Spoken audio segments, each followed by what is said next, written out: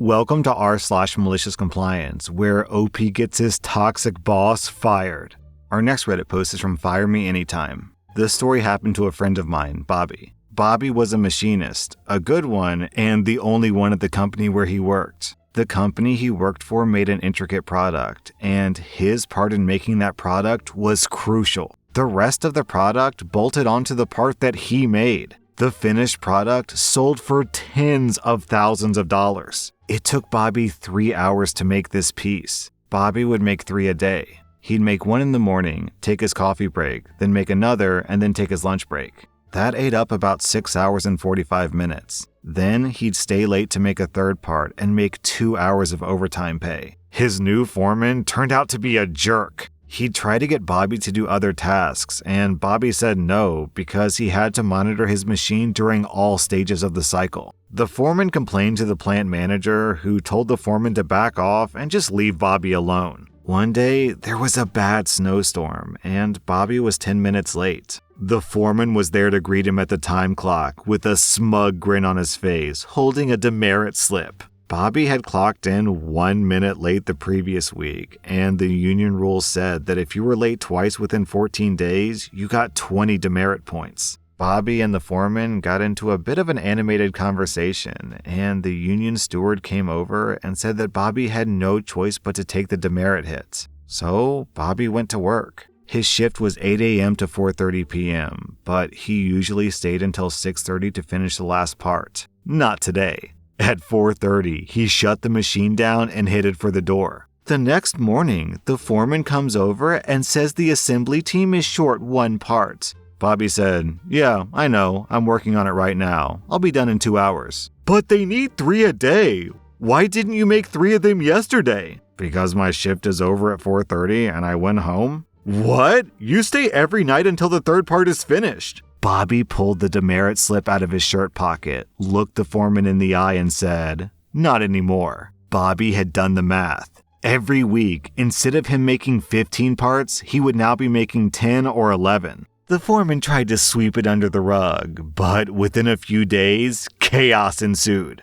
The assemblers had no core parts, and their team went to the plant manager to let him know that production was failing.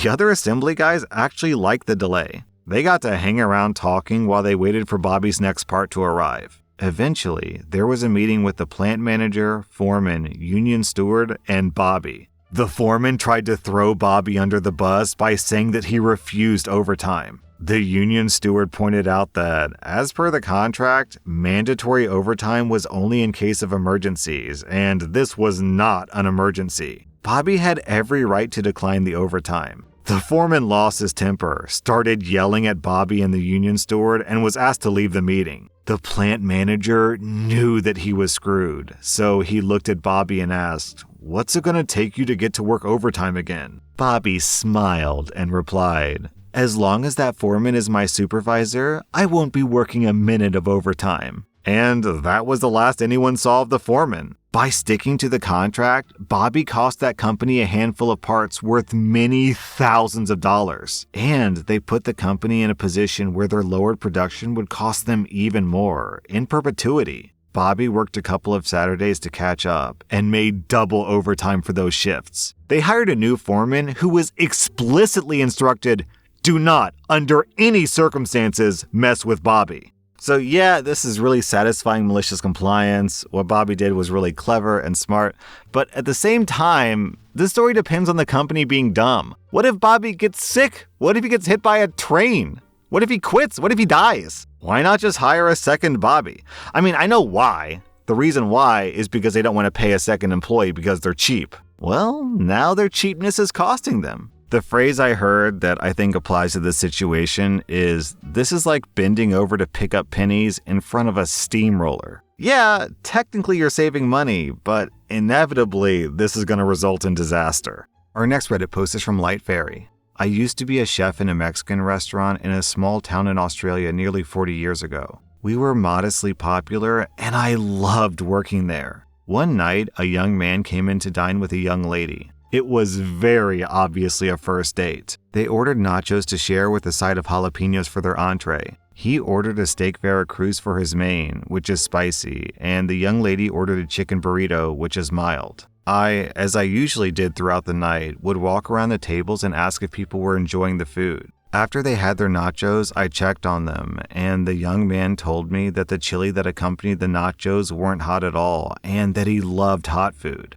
He told me that he had traveled extensively and had eaten some of the hottest food in the world, and that no one ever made a dish too hot for him. He reiterated that he wanted his steak made extra hot. To be honest, I found him to be pompous and rather obnoxious in the way that he was speaking down to me, and found myself taking a disliking to him. I'll add at this point that the young lady was looking a little uncomfortable, and I got the impression that her date was not going as she had expected. I headed to the kitchen. I made the girl a lovely chicken burrito while putting together his steak. He wanted his steak hot. He was gonna get it. Our steak Veracruz was usually a steak, cooked and topped with our house tomato sauce base with some bell peppers, onions, and a touch of chili. Keep in mind that this was Australia back in the 80s, and we didn't get a lot of different chilies back then, and jalapeno was considered hot by most Aussie palates. Hey, we were an uneducated bunch. I had a few bird's eye chilies in the kitchen, so I started with those. I finally diced about 10 of those with their seeds. I then started sweating off my onions and bell peppers. I then threw in the chilies and added about a tablespoon of chili powder and a tablespoon of cayenne. I soon felt the fumes hit my nose and the back of my throat, and my eyes started watering. I ran to the door of the kitchen to get a breath of breathable air because the air in my tiny kitchen was rapidly becoming unbreathable. I ran back to my pan and put a ladle of the house tomato sauce in. I then let it simmer for a few minutes. I then added some chopped up jalapenos from a jar in my fridge and thought, why not? And in went a bit more chili powder. I then put the flash fried steak in to finish it off in the sauce. I served it all up on a plate with some rice, served up the chicken burrito, and hit the bell for the waitress to serve it to the table. Oh man, this next line. The waitress came back and told me that as she placed it in front of him, he said, "This had better be hot." She assured him the chef had done as he requested. Yeah, I have to imagine at this point the waitress would have known that, because if you're holding the food in front of your face while you're walking to the people, then you're basically macing yourself by walking into the cloud of fumes that this concoction is putting off. Anyways, back to the story. I went to the door of the kitchen, joined by my waitress, to watch the show unfold, and unfold it did. I watched with glee as he sliced the steak, took a piece on his fork, and with a smug look on his face, he put it in his mouth. He chewed it and then realized his mistake. I saw it. That moment when his face changed, but he was trying so hard not to show it. He couldn't. He was on a date and he had bragged so hard, and now he had to go through with it. He ate the steak. I could see every ounce of pain on his face. He struggled. He struggled hard. His date watched him with a slight smile on her lips, and I got the impression that she was thoroughly enjoying his pain. He went through several jugs of water. He sweated. He barely spoke. He looked really uncomfortable. At the end of the meal, I came out of the kitchen and I asked him if he had enjoyed his meal.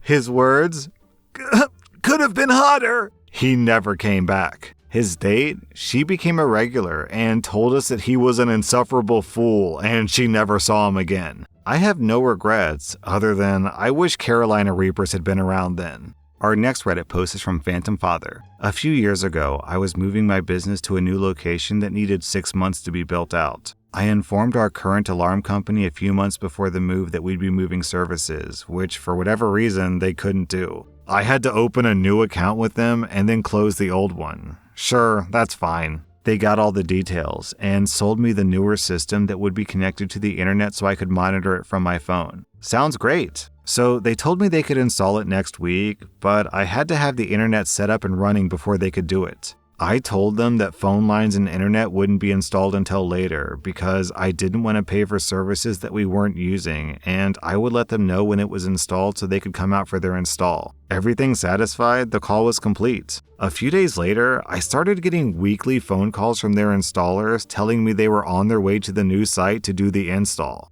And every time I had to explain to them that the internet wouldn't be installed until later and that I would call them to let them know when it was done. Each and every time they would say, "Oh, okay, sounds good. We'll wait to hear from you." But then the following week, it would repeat again. On the 6th week, I got the same weekly call from the alarm company installer. "Hi, this is Jim. Just letting you know that we'll be at your site in about 30 minutes to do the install." But this time I just said, "Okay." I hung up and went back to work, which was happening at our current location. At this point, no workers or work was happening at the new site. About 30 minutes later, I got a call from Jim saying the doors were locked and nobody was answering. I said, "I know, nobody's there today and the internet won't be installed until next month anyway." At this point, he starts getting agitated with me and he asked me why I scheduled an install for today and why I told him that I'd be there when he called.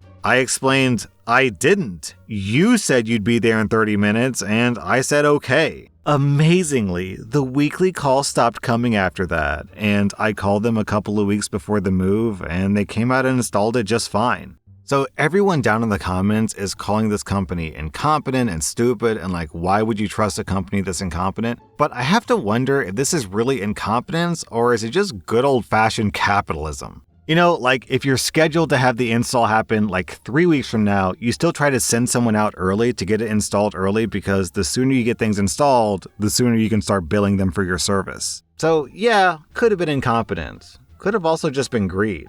Our next Reddit post is from Gingerly Forged. So I'm a 34-year-old guy who used to work at a popular convenience store chain years ago. I've always been a bit of a clown, but very good at following rules while doing so. After working there a few years and seeing managers come and go, we got in a new woman who was just miserable and really wanted to flex her authority. Shortly after she started, she posted the uniform portion of the handbook in the break room and started complaining about people's attire, but clearly took the biggest issue with girls wearing yoga pants. So, me being the petty rule follower that I am, I combed through the policy and noticed some things in the wording. The rules stated that yoga pants were allowed as long as the ankles flared, and there was no gender designation for these articles. Cue malicious compliance. Me and a friend went to Walmart after work and bought me a couple pairs of flared yoga pants. Now, mind you, I'm not a huge guy, but I am chubby and I have a big beard. I began wearing those yoga pants almost every day I worked, and especially if she was working. This infuriated her. I would regularly hear her protest, and I even saw her go to the assistant general manager and the general manager. Their response was always, "I can't say anything, he's following the dress code." This continued for a month, tops, before she requested a transfer. But what made it even more fun was trolling weird pervert customers. They would stand at the deli area and gawk at the young ladies working, especially if they were bent over the hot food table. When I would notice this, I would sidle over behind them and give the boys two butts to look at before whipping my head around and making eye contact with them. The level of disgust on their faces filled my heart with joy. Our next Reddit post is from Supervisor Confession. So I work in a major university in the USA. I run a night crew that works a swing shift. Every 6 months or so, upper management likes to have some all-hands-on-deck meeting where everyone in our department shows up to listen to them talk about how great they are. Overall, it's a pretty big waste of time. The first one I ever went to, I was forced to go to by my previous supervisor. I had to be there at 10 a.m. for a 90-minute meeting. My normal start time was 4 p.m., so this was a huge inconvenience. The next year, that supervisor had left and I was the new supervisor. I knew another meeting was coming because I'd received several emails about it. However, I read my contract, and it required that any temporary shift change requires 48-hour written notice. Finally, less than 24 hours before the event, we finally received our notice.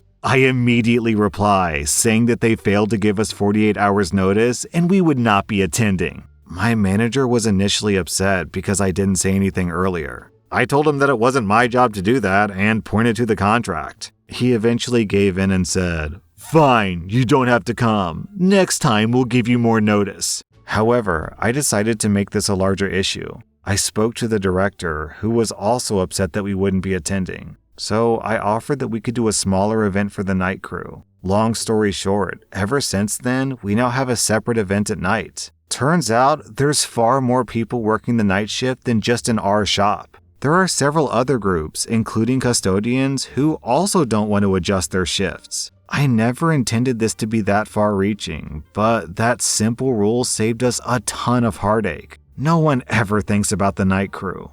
That was r/malicious-compliance, and if you like this content, check out my podcast where I publish the exact same episodes. Also, hit that subscribe button because I put out new Reddit videos every single day.